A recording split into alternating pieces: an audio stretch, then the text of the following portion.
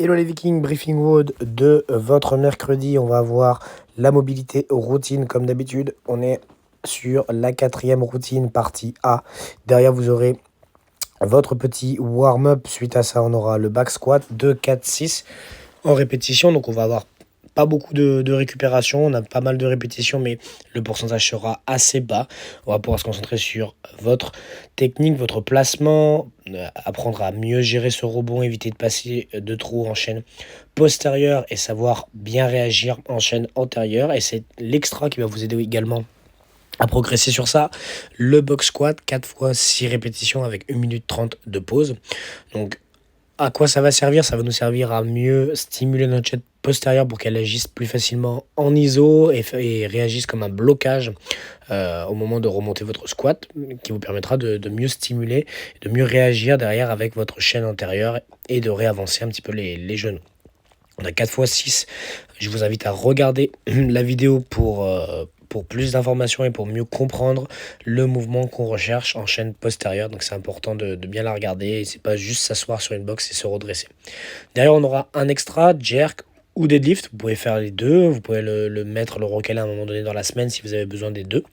On a le jerk avec un RM push press. Donc là, on reprend une progression. Donc ça va pas être un RM, un PR, il ne faudra pas vous attendre à grand chose, c'est juste pour avoir des bases et pouvoir travailler avec des pourcentages. On a 2 x 7 à 70%, derrière vous avez le deadlift qui n'est pas excessivement lourd, on a une série de 2 reps à 80% et derrière on va redescendre à 2 séries de 4 reps à 70%, ce qui vous permettra de bien faire attention à votre rigidité, remettre en place tout ce qu'on a pu faire avec le travail, avec les pauses. Derrière vous avez le métronome Friendly EMOM Henri Dou, donc à quoi ça va servir? Ça va me servir à faire le point, savoir si j'ai pris un petit peu en capacité de travail. Il y a de grandes chances que oui, avec tout le travail qu'on a effectué.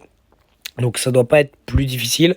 L'idée c'est que ce soit même un petit peu plus simple ou aussi dur en rajoutant un petit peu de volume. Donc soit j'augmente les wall walks, soit je fais la même chose mais en mieux. Si la première fois je l'ai trouvé dur, ce serait intéressant de garder le même volume et juste pour se rendre compte qu'on a progressé et que c'est beaucoup plus simple que la dernière fois. Voilà, donc c'est un RPE qui est assez bas sur les cobayes comme sur l'intégralité du Metcon. Voilà, c'est un métronome, donc on cherche à bouger le mieux possible avant tout.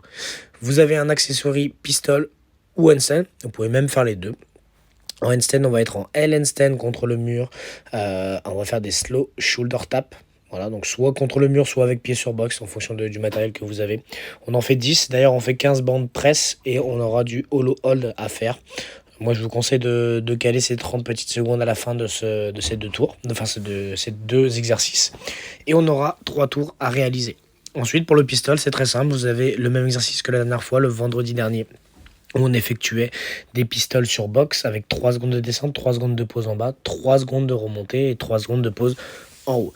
Vous avez l'accessory Rehab, 20 bandes Scapula Adduction et 20 bandes Bent Over Row pour rééquilibrer un petit peu tout notre corps en fin de séance. Voilà, je vous souhaite une très très bonne séance les Vikings. N'hésitez pas à faire votre retour ce soir. Vous avez le post Friday Simulation qui sera posté à 19h comme d'habitude.